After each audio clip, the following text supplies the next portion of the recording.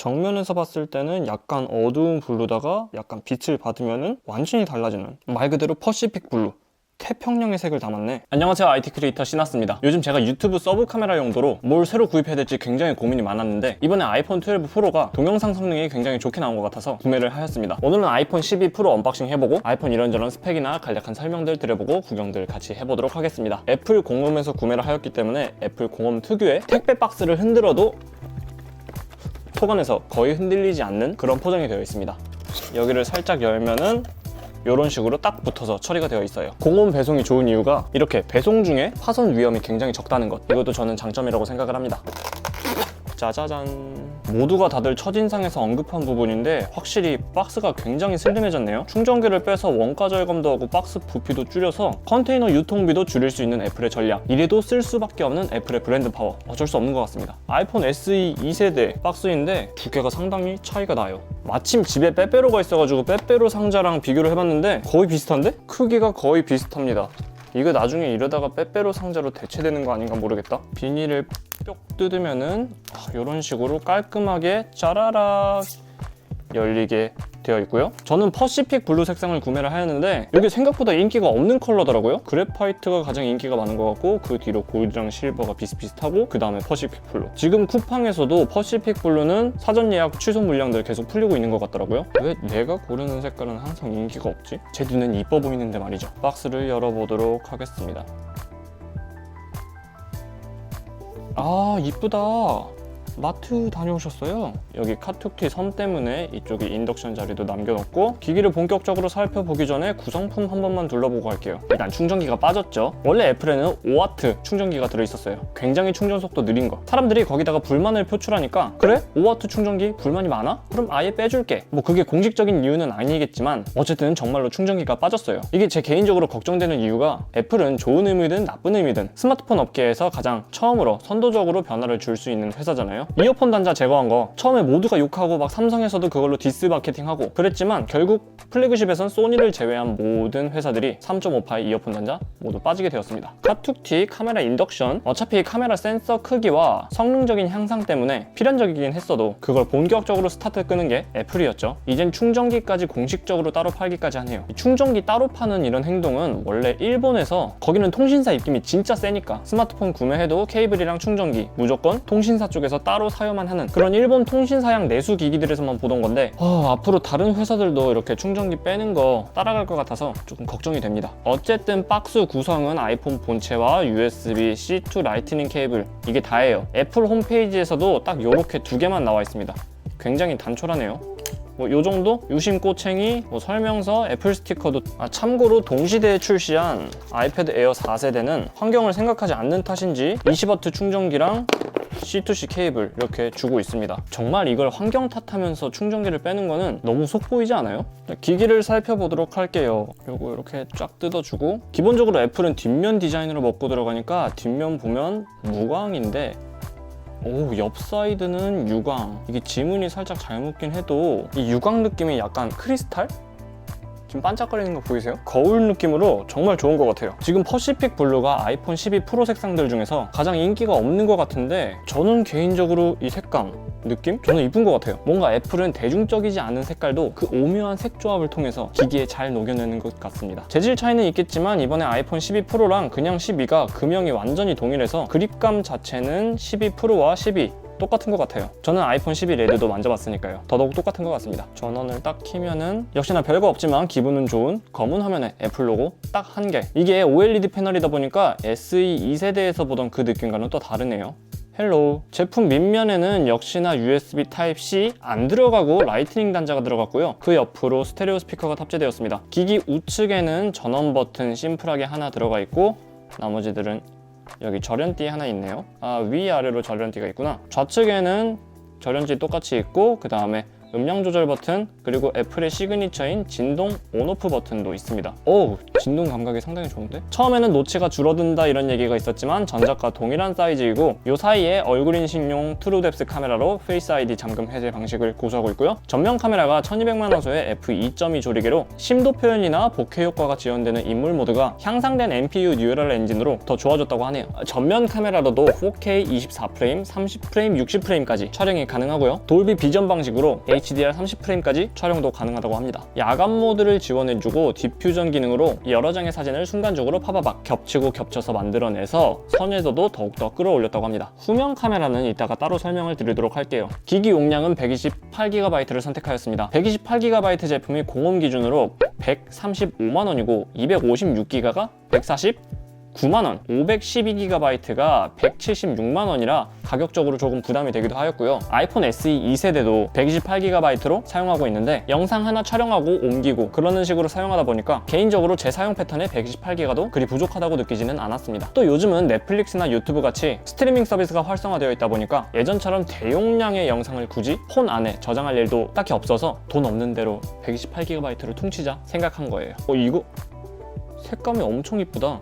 반짝반짝거려. 그래도 마이크로 SD 카드를 지원해주지 않는 것은 물론 앞으로도 절대 안 해주겠지만 아쉽습니다. 그건 뭐 Z 폴드2도 똑같이 SD 카드가 안 들어가니까 안 좋은 것만 배워가지고. 화면은 6.1인치 슈퍼 레티나 XDR 디스플레이로 2500에 1170 픽셀 해상도를 갖고 있습니다. 보통 집에 24인치, 27인치 되는 FHD 모니터들 많이 가지고들 계실 텐데 그 모니터에 담겨있는 픽셀보다 더 많은 수의 픽셀을 비교적 조그마한 휴대폰 디스플레이에 조밀하게 압축시켜서 넣어둔 것이니 굉장히 선명할 것으로 기대가 됩니다. 특히 OLED 패널은 굉장히 디테일한 색 표현과 명암비가 강점이죠. 애플이 XDR이라는 네이밍을 붙였다는 것은 디스플레이 화질에 있어서 그만큼 자신이 있다는 거니까 굉장히 기대가 되는 부분입니다. 이번 아이폰 12 시리즈부터 5G가 지원되기 시작하는데 어차피 한국은 광대역 전송 같은 진짜 밀리미터 웨이브 5G가 서비스 안 되는 나라이기도 하고 개인적으로 5G 요금이 아직 부담스럽다고 느끼고 있기 때문에 자급제로 구매하고 알뜰폰 LTE 요금제를 사용하는 편입니다. 자급제는 기기가 5G든 뭐든 상관없이 LTE도 동일하게 사용할 수 있는 거 알고 계시죠? 속안에 탑재된 AP는 A14 바이오닉으로 아이패드 에어 4세대에 탑재된 그것과 동일한 녀석입니다. 물론 전성비 처리 같은 부분에서 조금 다르겠지만 에어 4세대를 언박싱하고선 조금 만져보니까 확실히 애플의 최신 AP 성능은 해가 갈수록 역대급이 되어간다고 느꼈어요. 지금 요거 촬영하고 있는 A13을 사용한 아이폰 SE 2세대도 느리다는 느낌을 못 받았는데 사파리 구동이나 어플 구동 속도가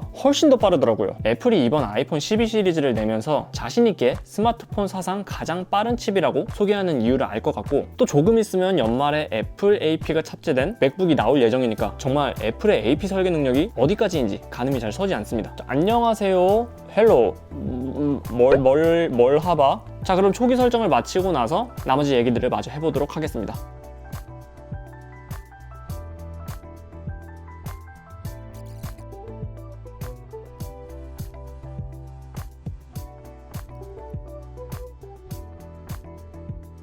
저는 개인적으로 트루톤을 싫어하기 때문에 트루톤을 항상 꺼두고 사용하고 있습니다.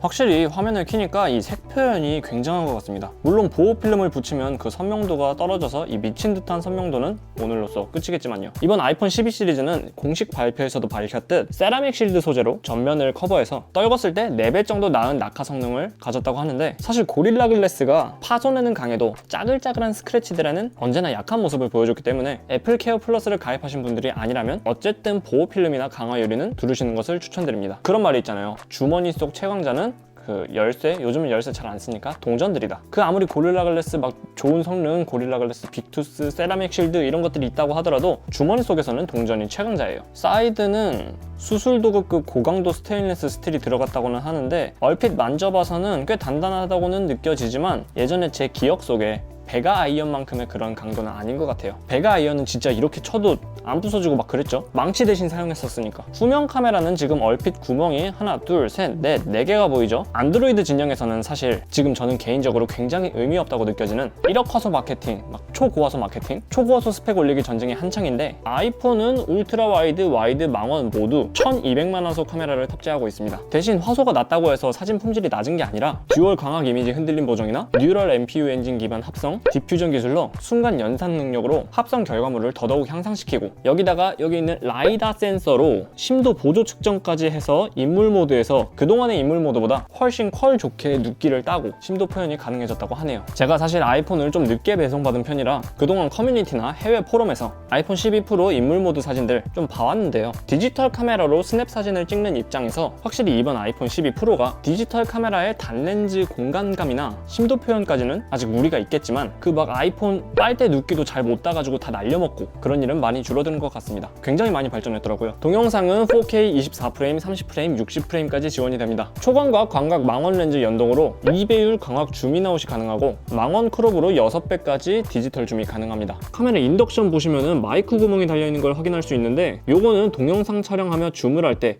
오디 오줌을 가능하게 해주는 마이크라고 보면 되겠습니다.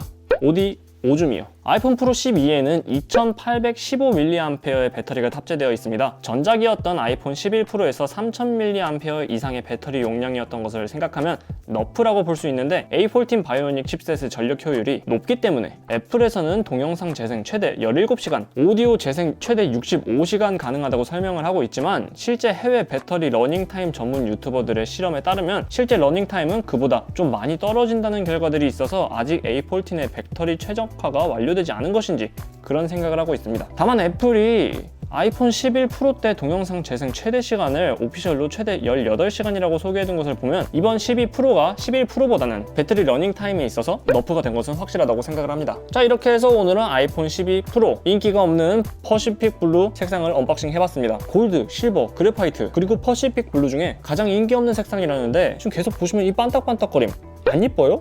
전 되게 이쁘거든요 지금?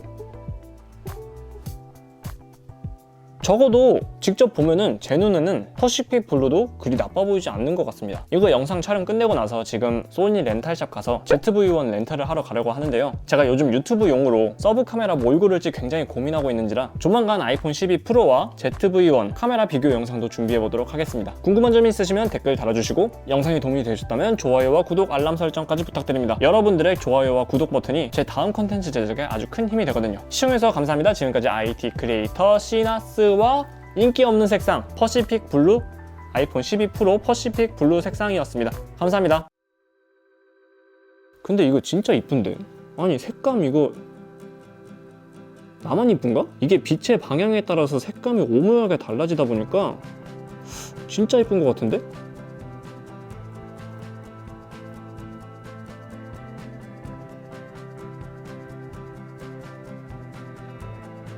옆면도 이 날렵한 거 봐.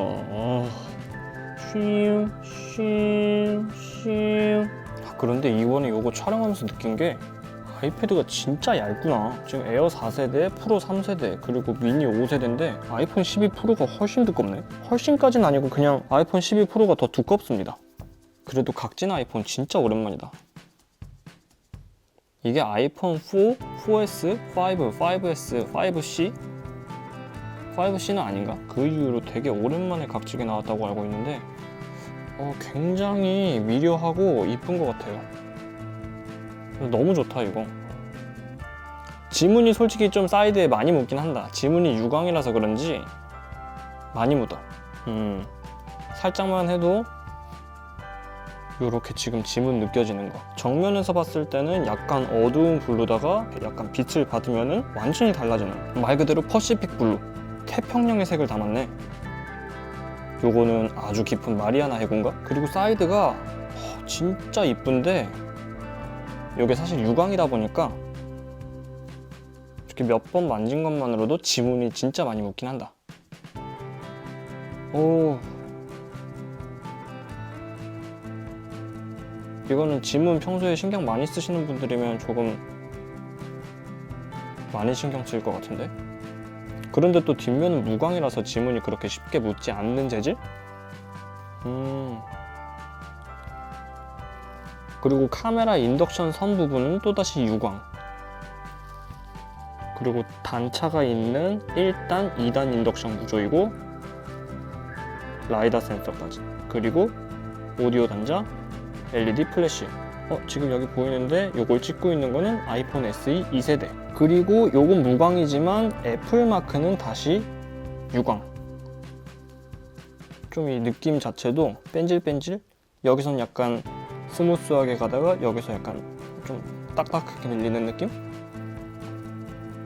요 노치는 언제 바뀔까? 빨리 언더 디스플레이 카메라 기술이 좀 발전돼가지고 완전히 제로 베젤을 구현해내야 되는데 이쁜 것 같아요. 진짜 이쁘네.